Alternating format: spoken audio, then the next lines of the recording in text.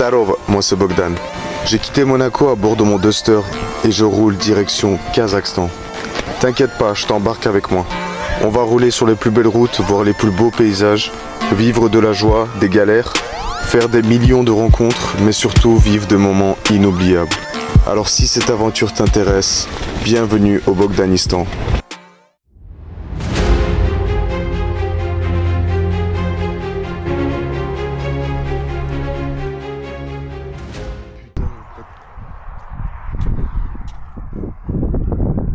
Bienvenue dans le désert du Mangistau, dans l'ouest du Kazakhstan. C'est un désert qui se trouve entre la ville de Atyrau et Aktau.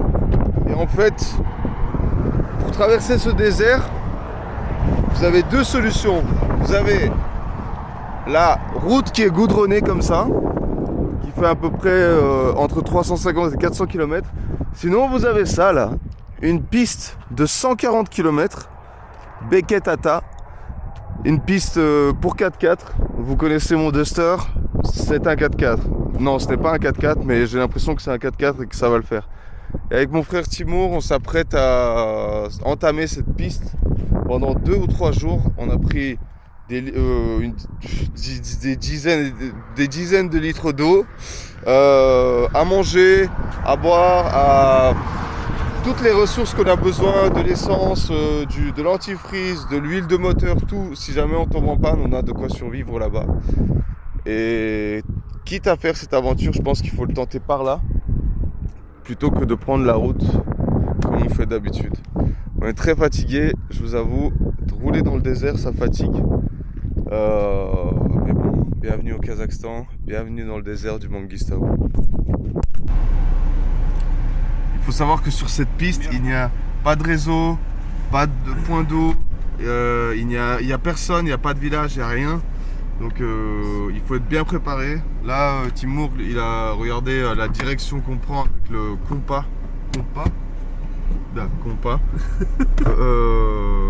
Pour si jamais on se perd, qu'on puisse suivre la même direction. Et quelle est la direction? Zapad. Ah, pas francuski. Sud-est. C'est parti. Voilà, il a calé. Ça commence bien.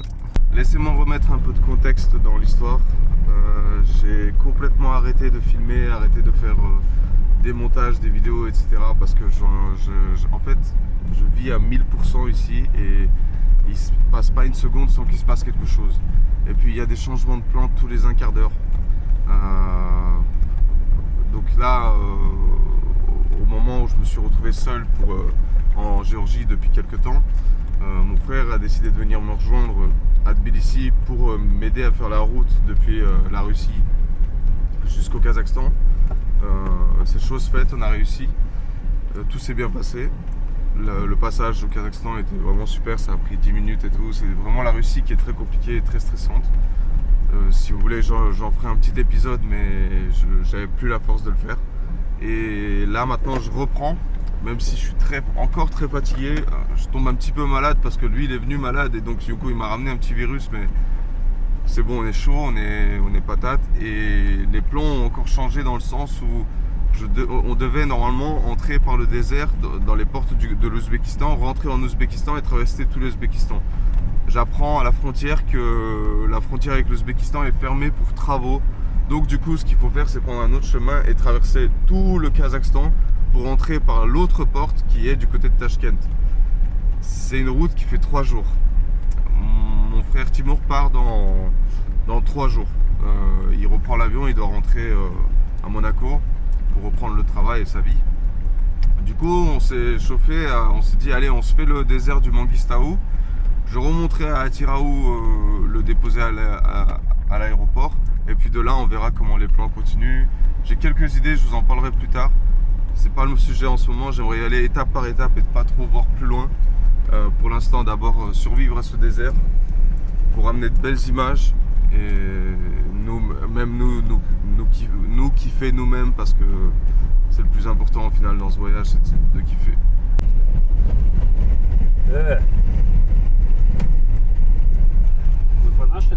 On vient de traverser le premier kilomètre et je vous avoue que la piste est un peu compliquée.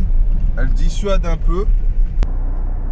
Sur des heures de route, où il n'y a absolument rien, vous pouvez croiser ce genre de choses. C'est un pneu avec un pare-choc dessus. Et en fait, au bout de quelques heures, ça fait plaisir de voir un truc qui est différent. Hein, Timo, on continue. Vamos. Là, on voit quelque chose au loin. Peut-être des gens qui sont gavés. Откуда он такой? Are you okay, bro? Yeah. What you doing? I'm Oh, really? Yeah. You did all the way like this? How was it? Beketata and How was the road? not good. Not good? So where is the first steps or something like mountains? There are nothing. Just you follow this way and you will find a mosque, a big mosque. You can eat, you can drink, you can sleep if you want. Ты же говоришь по-русски. No. Where are you from? Friends. Ah, we're from France also, on vient de France. Tu parles français. Voilà, c'est Enchanté. Les plaques, je m'en vais, mais c'est tellement improbable. Mais ça t'a pas fait-il de voir une plaque française? Ah, ok. J'ai croisé aucun français là au Kazakhstan. J'ai déjà fait des réparations dessus. Je te tiens mec, Ah, merci beaucoup. ça et Tu rigoles. t'as des crackers si ça... Franchement, ça c'est super. Attends, je vais te filer un autre truc.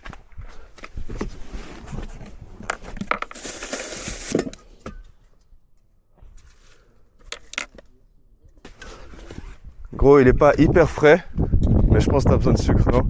Regarde où on est. C'est vraiment genre le summum de ce que je pouvais avoir. Il est pas frais à fond, mais... Touche mon eau, tu verras. Ouais, c'est pour ça. Non, il régale. Putain, bois-le vite tant qu'il est frais encore un petit peu, tu vois. Ah, merci beaucoup, franchement. Comment tu t'appelles? Guillaume. Guillaume, moi c'est Bogdan et Timur.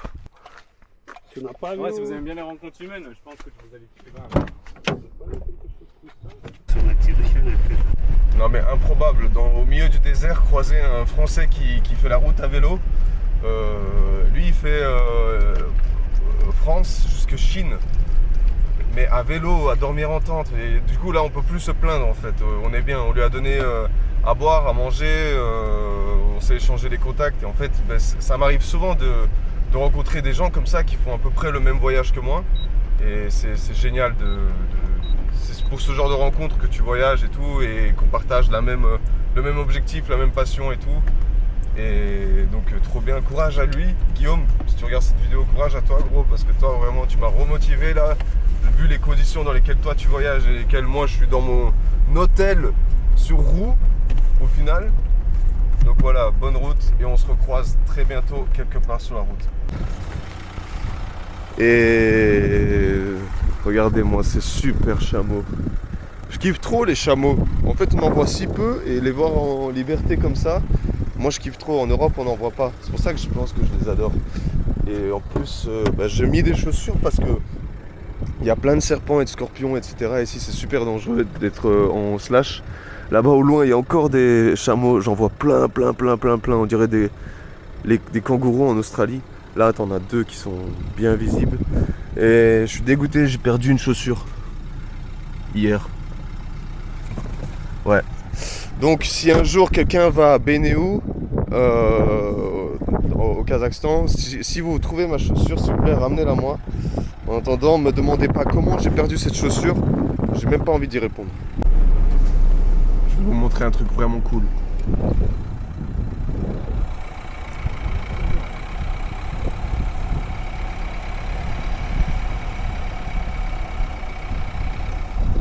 Regardez ça.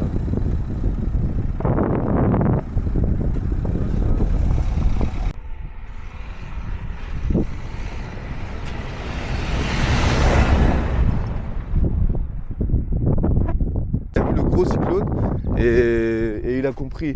Et le cyclone il est en train de se déplacer là-bas, il nous a traversé, il est parti par là. Enfin pas un cyclone, une tornade pardon, une tornade. Regardez l'état du Duster.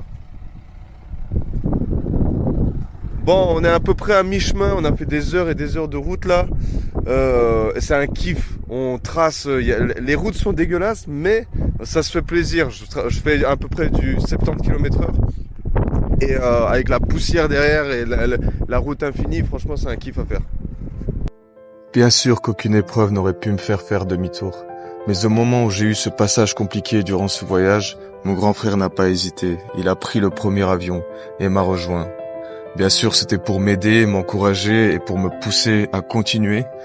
Mais au final, au fond de nous, nous avons juste envie de vivre un voyage entre frères, un bout de chemin et une aventure. Au final, mon frère m'a toujours aidé à être une meilleure version de moi, à être plus fort, à aller toujours de l'avant et surtout d'écouter mon âme et mon cœur. Sachez que ce bout de chemin-là, j'aurais voulu le faire avec absolument personne d'autre que lui. Encore merci 1000 fois, Timur. Merci, mon frère. Pourquoi je vous disais qu'il faut être préparé pour cette route? Parce qu'on peut se perdre très facilement. Il y a beaucoup de chemins, en fait. Là, 1, 2, 3. Et ça s'entrecroise et en fait, on se perd beaucoup. Et il n'y a aucun réseau, vous ne pouvez pas vous trouver. Donc du coup, tu croises une voiture tous les heures et tu te redemandes ton chemin, eux te demandent le chemin et vous vous dirigez comme ça. Et là, en fait, on s'est perdu, on n'a aucune idée de s'il faut aller tout droit là-bas ou s'il faut aller à gauche. Donc je crois voir une voiture de très loin. Est-ce qu'on l'attend qu'elle arrive jusqu'à notre hauteur avant de redémarrer pour lui demander le chemin?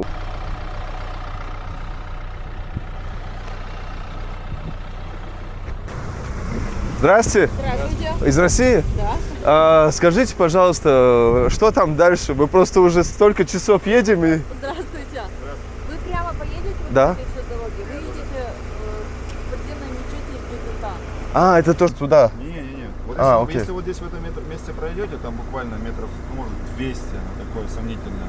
Окей, много красивого сейчас. Мы уже на выезд наоборот. Я шучу, там ничего нет. Удачи вам, до свидания. Tornade.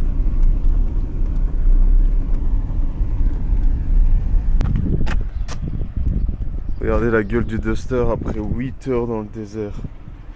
Jamais vu qu'il a pris autant la poussière. Oh, le pauvre. Bah, laisse tomber. Bon, après quelques heures, beaucoup d'heures, on est enfin arrivé à destination. Je vous présente le désert de Mangistau.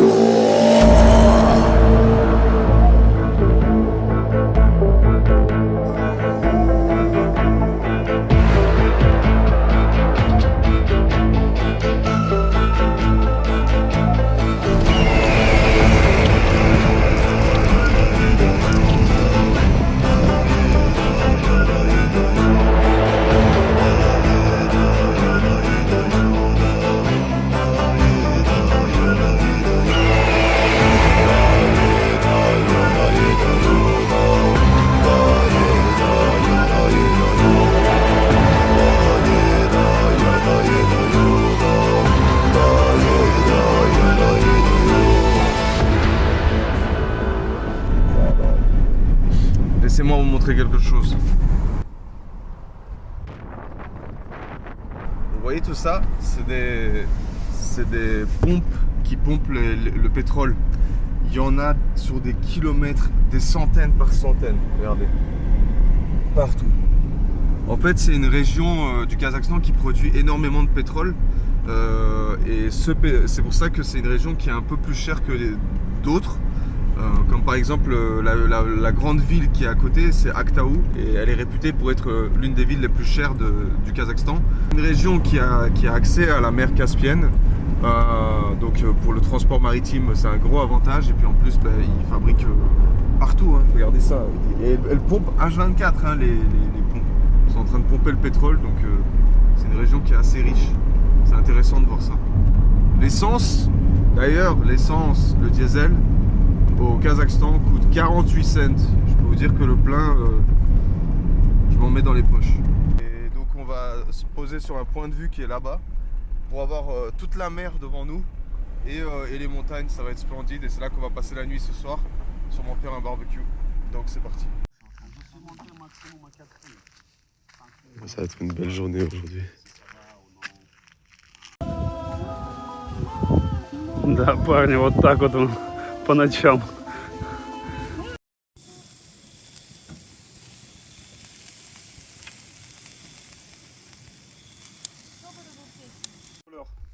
Tu le connais? Ouais. Ah, ta race. Putain, on prenait le petit déj là. Touche pas, Bogdan.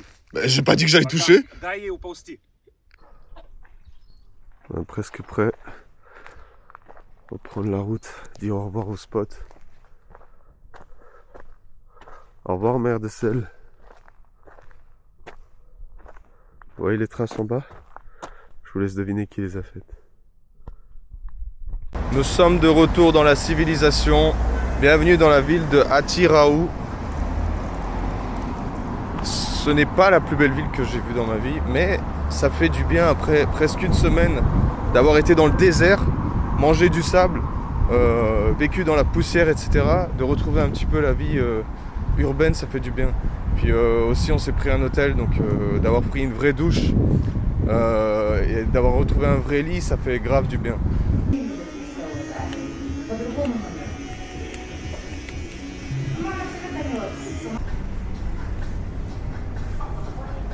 Je suis en train de chercher des chaussures parce qu'en fait, comme je vous l'avais dit, j'ai perdu une de mes chaussures dans le désert. Donc est-ce que j'en achète une et je complète avec l'autre? Non, ça se fait pas. Du coup, je vais devoir racheter une paire, quoi. C'est con. Laissez-moi vous donner mes premières impressions sur le Kazakhstan. J'ai l'impression que jadis, ou dans une vie antérieure, ou je sais pas quand, mais je suis déjà venu ici. J'ai l'impression d'être à la maison, j'ai l'impression de connaître ce pays, j'ai l'impression d'être chez moi en fait. Et vous savez que ma chaîne, elle s'appelle Bogdanistan, mais le sujet principal, ça a été ce voyage entre Monaco et le Kazakhstan. Voilà, aujourd'hui, je suis arrivé au Kazakhstan.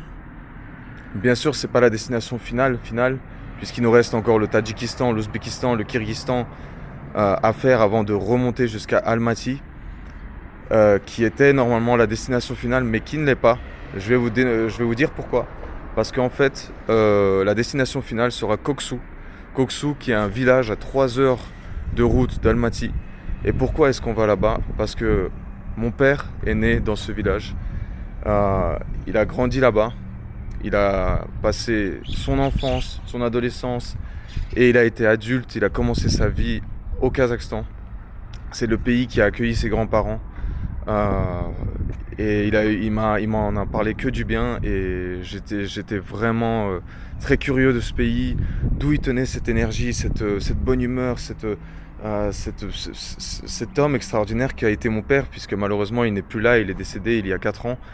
Et au moment où il est parti, paix à son âme, je me suis fait la promesse et je me suis juré que j'irais jusqu'au Kazakhstan par n'importe quelle voie maritime, par les airs, ou comme je le préfère avant tout, c'est par la voiture, par la terre. Et voilà, aujourd'hui c'est chose faite, je suis ici et je suis le plus heureux des hommes. Je comprends maintenant ce qu'il a vécu, ce qu'il a traversé et ce qui l'a poussé à être l'homme qu'il était. C'est simplement d'être né sur des terres aussi belles, avec un peuple aussi magnifique et généreux que les Kazakhs. Voilà, comme ça vous savez tout. 15 minutes, c'est ça. En plus, on est en train de faire une lessive. J'en ai fait 1, 2, 3, les coussins, les couvertures, les draps, les vêtements, tout. Je suis en train de tout remettre à zéro pour avoir quelque chose de frais. Les plaques kazakhs, en fait, je vais vous montrer, ça ressemble à ça. Et en fait, ce qui est drôle, c'est que là, c'est en bleu. Et là, c'est la région 06, là où je me trouve actuellement à Tiraou. Et quand tu regardes mes plaques, à moi, françaises, eh ben, il y a du bleu. Et puis la région aussi, région des Alpes-Maritimes, c'est 06 aussi. Du coup, il y en a qui viennent me voir et ils me disent, ils ont l'impression que j'ai des plaques kazakhs d'ici. Et puis en fait, ils se rapprochent en voulant par curiosité et ils voient qu'on est des Français en fait. Enfin, belges. Attention, je suis belge, je suis pas français. On s'est arrêté dans un resto ouzbek kazakh. Regardez moi la déco, comment c'est magnifique. Oui, il y a le duster. Et je me suis commandé un petit lagman. Pas en soupe, normalement on peut le faire en soupe et pas en soupe. Celui-là il est pas en soupe et c'est piquant, j'aime beaucoup ça. Puis quelques mantis qui sont frits et pas cuits à la vapeur. Timur lui il a pris un lagman en soupe et du pain traditionnel ouzbek kazakh fait. Il est incroyable leur pain vraiment. Putain c'était excellent. Afsona café, c'est comme ça là. Ouais, je vous conseille, c'était vraiment trop bon. Allez, on continue. On a un programme à tenir.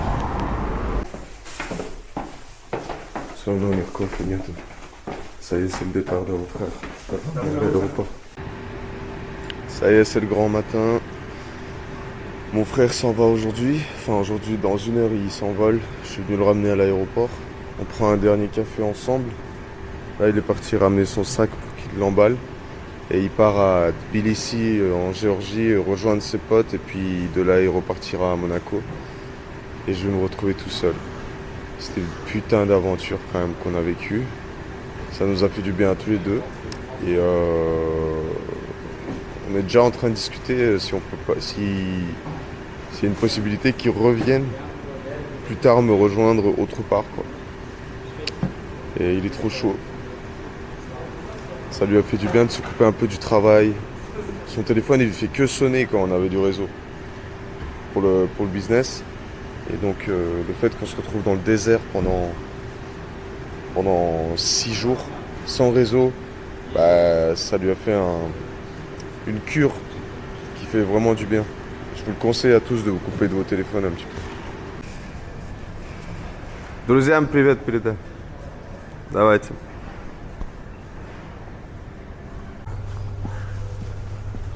Ça y est, on est tout seul de nouveau, mon petit Dusty. Toi et moi contre le monde.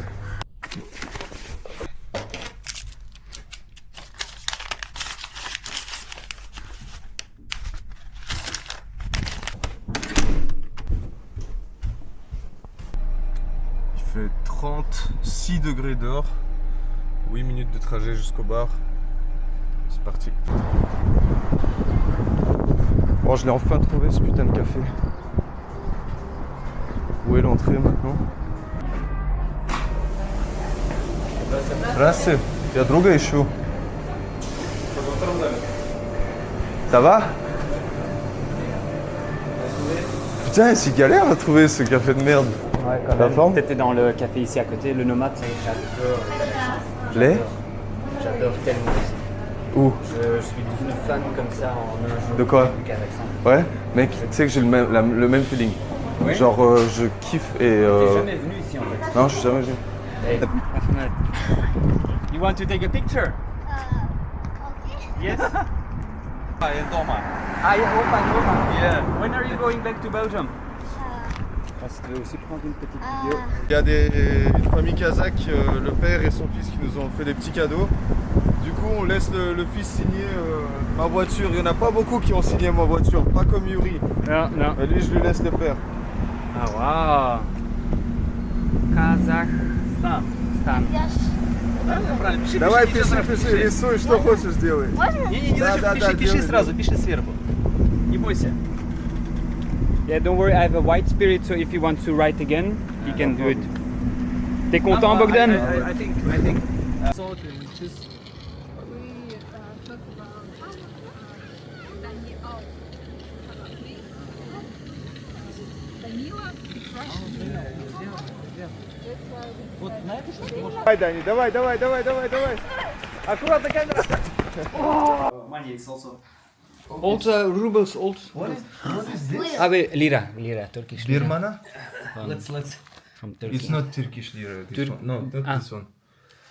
It's Birman. Myanmar? Yeah. It's Azerbaijan. It's Kyrgyz. Regardez-moi ça. Regardez ce billet là. Je fais attention. So which country is it? Russia. Russia. Oh là là. Mais But ça you c'est... see the yeah, here should be yeah. Это рубли тоже были, да? Это очень стат. Вот. It's money also? Also money, yeah. Если это сейчас скажу, Какой какой год? год? Celui-là il date de 1918. 1907, по-моему, год. 1907 celui-là. C'est de l'argent, c'est des roubles aussi, hein, c'est de l'argent russe. Ah, c'est dingue. Comment on fait pour conserver ça? Польский. Польский, да, но это не такие старые. Казах. Манду, yeah, Mandu, yes. Can I take a picture? You don't mind? For sure. I can't make bishparma.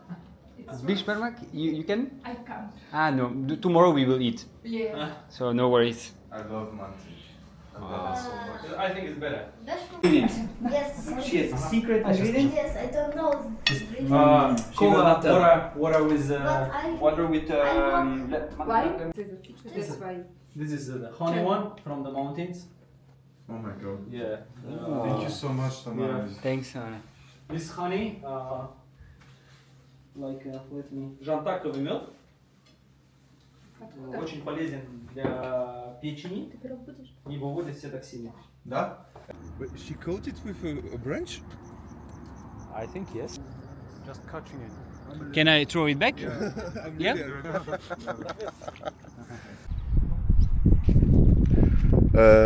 Hier, bon, j'ai déjà très bien dormi.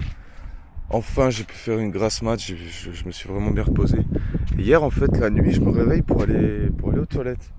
Et quand je faisais à manger hier, près de la tente avant de me coucher, eh ben, il y a un chat qui est venu me voir, un chaton.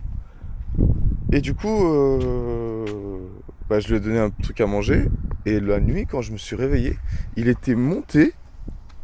Ça, j'ai mis parce qu'il y avait du vent, j'avais peur que la tente se referme en fait. Et il est monté et il a commencé à dormir ici en fait. Et moi, la nuit, je l'ai bougé parce que je voulais pas qu'il me dégueulasse la tente. Ce matin, je me réveille, je sors de la tente et regardez où il est. Il est là, mon petit chaton. Il est là, mon petit chaton. Donc, dites-moi, je fais quoi? Il veut plus me lâcher. Est-ce que je ferais pas un petit bout de route avec ce petit pote là? Mais par contre, je sais pas comment le sortir de là-bas, il veut pas bouger. Bon, je vais faire le petit déj là. Je me suis prévu des œufs, des saucisses, du fromage, du poivron, avec un bon thé. Давай, братан, viens, on va prendre le petit déj. Давай, идем покушаем. Давай, иди золотой. Impossible à le faire descendre. Et il a faim, hein, je lui ai montré une saucisse, il a crevé de faim. Bon allez, il va falloir utiliser la manière forte, c'est pas le choix. On est en train de tous essayer de faire sortir le chat. 256 bières. Bon, on s'est fait livrer Uber Eats dans notre camp de gitans ici. Le livreur il est arrivé, il était choqué. Il n'y a rien. Alors là, je suis dégoûté. J'ai mis ces grosses pierres là-dessus pour le faire tenir à cause de la tempête, pour pas que ça se retourne. Et en fait, c'est pas des pierres, c'est de la terre. Donc avec la pluie, voilà ce que ça a fait quoi. Et je peux même pas refermer la tente, du coup, ça va être dégueulasse. Je sais pas quoi faire. Putain, vas-y, ça me saoule. Помощь. Да, ничего страшного. Поможем. Что, мы все люди? Вы канистру я запомнил. Ага. Я с вами пойду, он тяжелый будет. Я принесу. Мне здоровья хватает. Точно? Да. Спасибо. Ты аккуратнее за собачкой. Le voisin qui habite ici, en fait, il y a des maisons ici. Et le voisin, il est venu me voir et il m'a dit ah, t'as les phares allumés? Et je lui dis ouais. Et puis il est venu me parler, il me demandait comment ça va. Et je lui dis j'ai un problème en fait. C'est que ma bâche là, elle est dégueulasse, elle est pleine de terre. Et il m'a dit viens mettre ta voiture devant chez moi. Et je vais te donner des seaux d'eau et on va le nettoyer. Et là, on a le nettoyé et voilà. Il m'a réglé le problème parce que je savais pas quoi faire du tout là.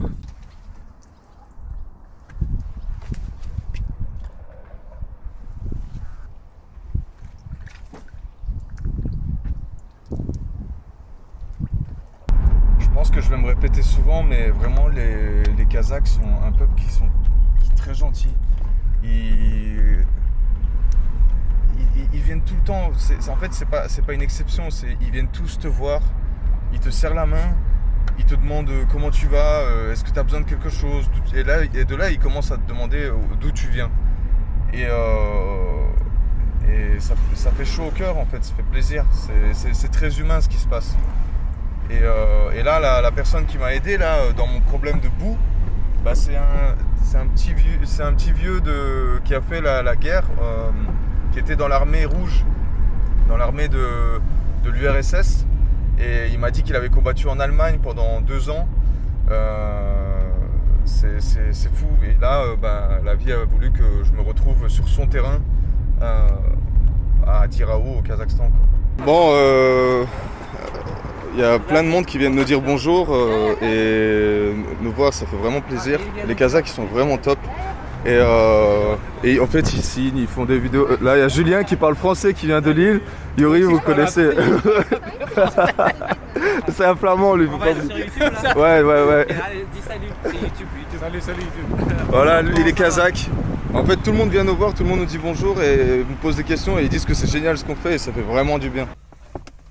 Ça y est, après un peu plus d'une semaine à être posé dans la ville de Atyrau, c'est le moment de prendre la route. Ça me fait bizarre de me rasseoir dans le Duster et de me dire de voir sur le GPS que j'ai 4 heures de route. En fait, je vais partir à Aktobe, dans le nord du pays.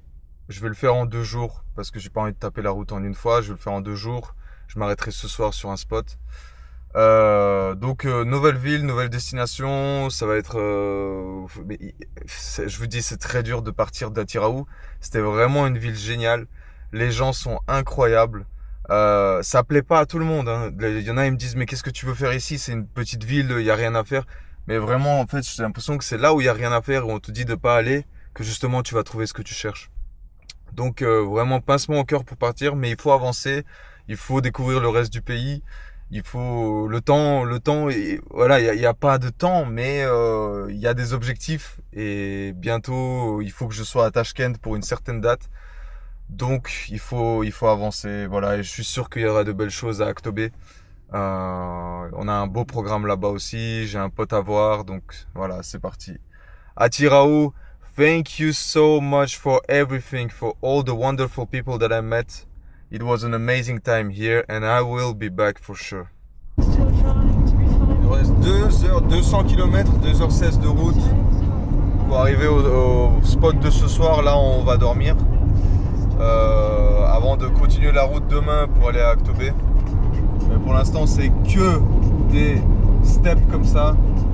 Le désert, il n'y a rien, absolument rien autour. Je me suis arrêté dans un village pour me remettre des gigabytes d'internet parce que j'avais plus rien. Et là je continue, je sais pas ce qu'il va donner le spot, j'ai trouvé sur Fortnite, je sais pas du tout. Il a l'air d'avoir un peu d'eau et de l'herbe, mais j'y crois vraiment pas, ça a l'air très sec quand même cette région. Le gros problème au Kazakhstan, c'est le vent. Et parce qu'il n'y a absolument rien pour retenir le vent. Et sur des centaines de kilomètres, là, depuis des heures que je roule, il n'y avait absolument rien pour retenir le vent. Du coup, j'ai trouvé ça, là. C'est le nom de la région, en plein milieu du désert. Et je me suis mis derrière, et là, ça coupe le vent. Donc, je vais pouvoir me faire à manger et peut-être même passer la nuit là, je sais pas.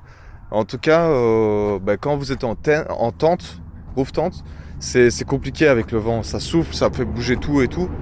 Et c'est pour ça que là-dessus, j'avoue... C'est vrai que c'est bruyant. Là-dessus, j'avoue, c'est vrai que c'est mieux là-dessus un van ou un 4x4 cellules.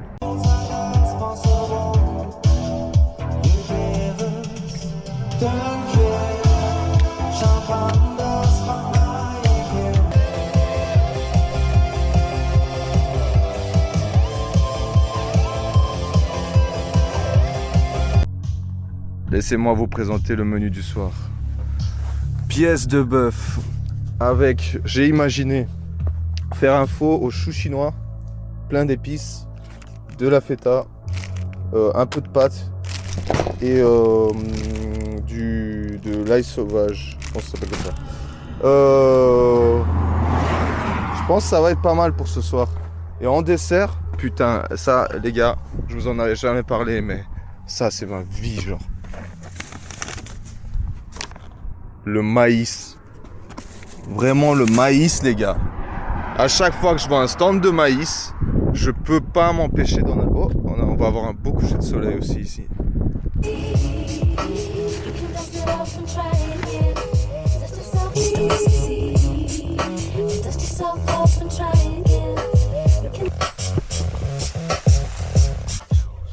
L'étape suivante, c'est que vous rajoutez tous les épices que vous avez.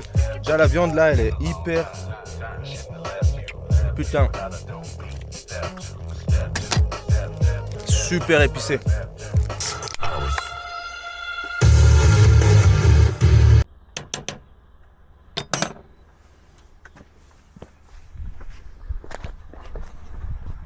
Bon, pendant que ça cuit, on va se poser et se faire le coucher de soleil. Regardez-moi ça, putain, c'est magnifique.